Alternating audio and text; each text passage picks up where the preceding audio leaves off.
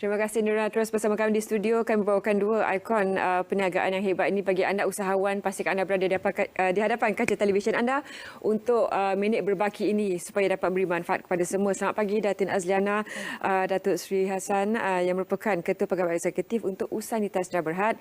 Datuk Roshamno, apa khabar? Baik, Senyuman Datuk pagi ini, kucing dah jumpa. Kucing dah jumpa. Baru sekejap dapat berita. Alhamdulillah.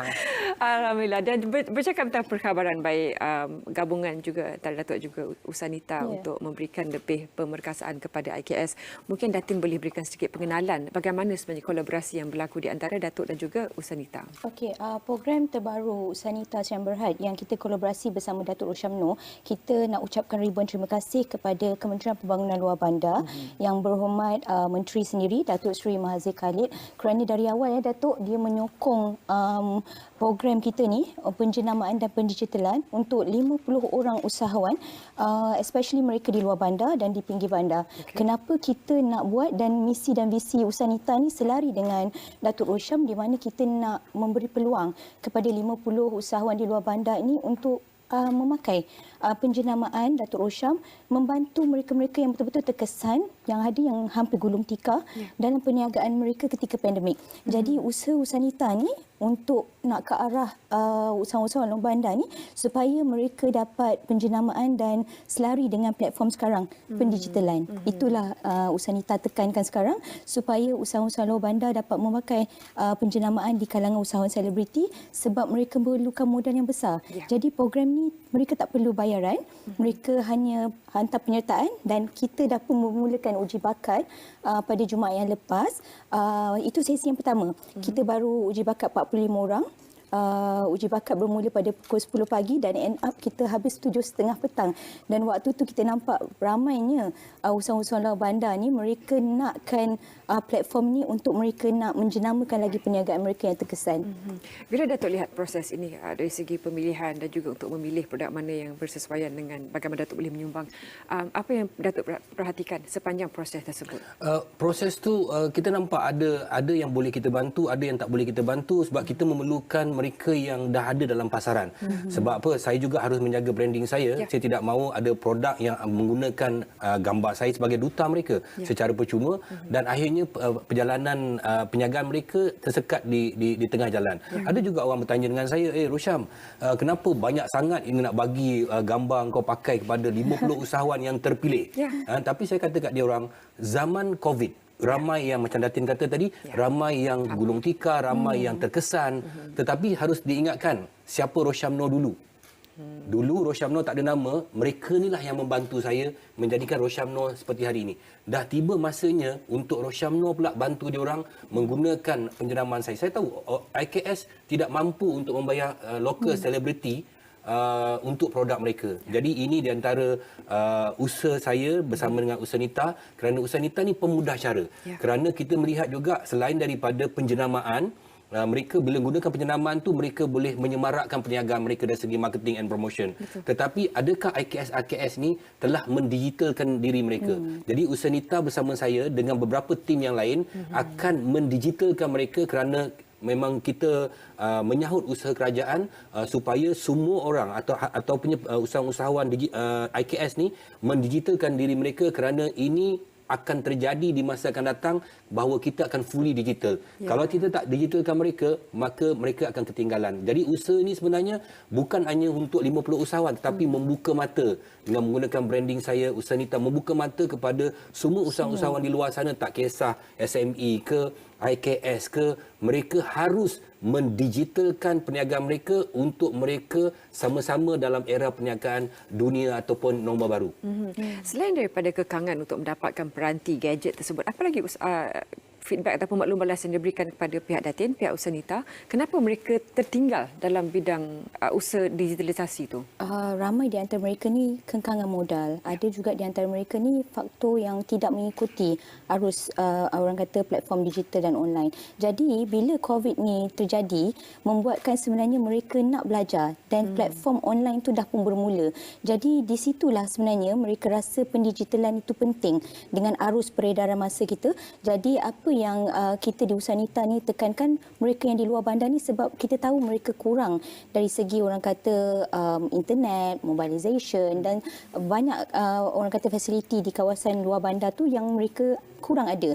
Jadi di Usanita kita cuba untuk adakan pendigitalan dan platform untuk penjenamaan ni supaya mereka aware dan mereka dapat mengikuti peredaran orang kata masa ni selari untuk mereka mencipta pendapatan kewangan mereka, dan supaya mereka orang kata boleh membina jenama mereka bukan sahaja di luar bandar tetapi di keseluruhannya, supaya dapat berkembang, dapat mencipta keuntungan, jadi lebih kreatif dan inovatif dalam menjadi usahawan yang berjaya.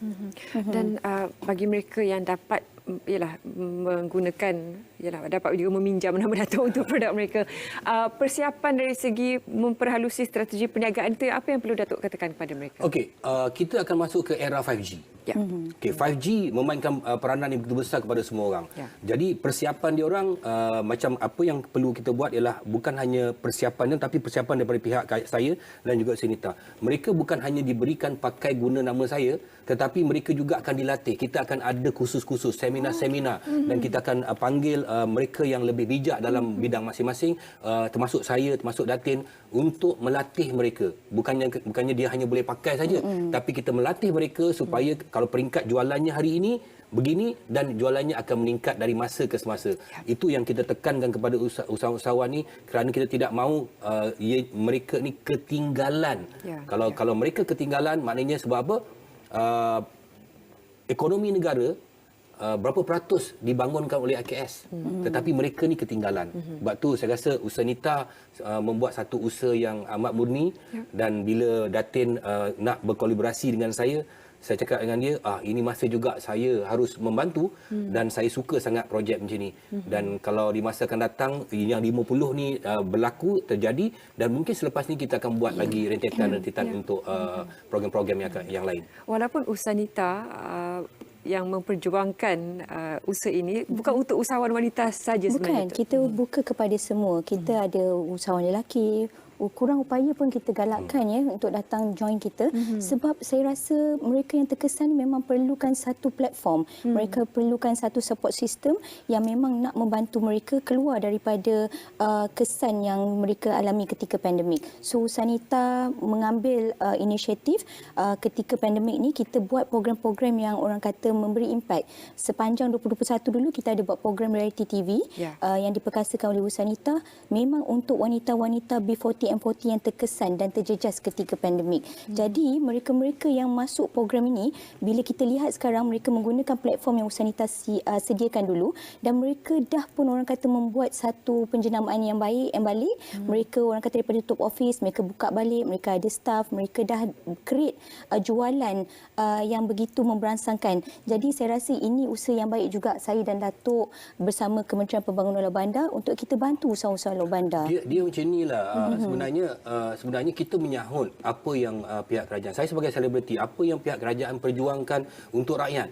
Jadi kami juga ada peranan masing-masing. Usanita juga ada peranan. Jadi kolaborasi ini adalah untuk membantu kerajaan ke arah fully digital. Fully digital, dan juga usahawan-usahawan di luar sana juga harus buka mata.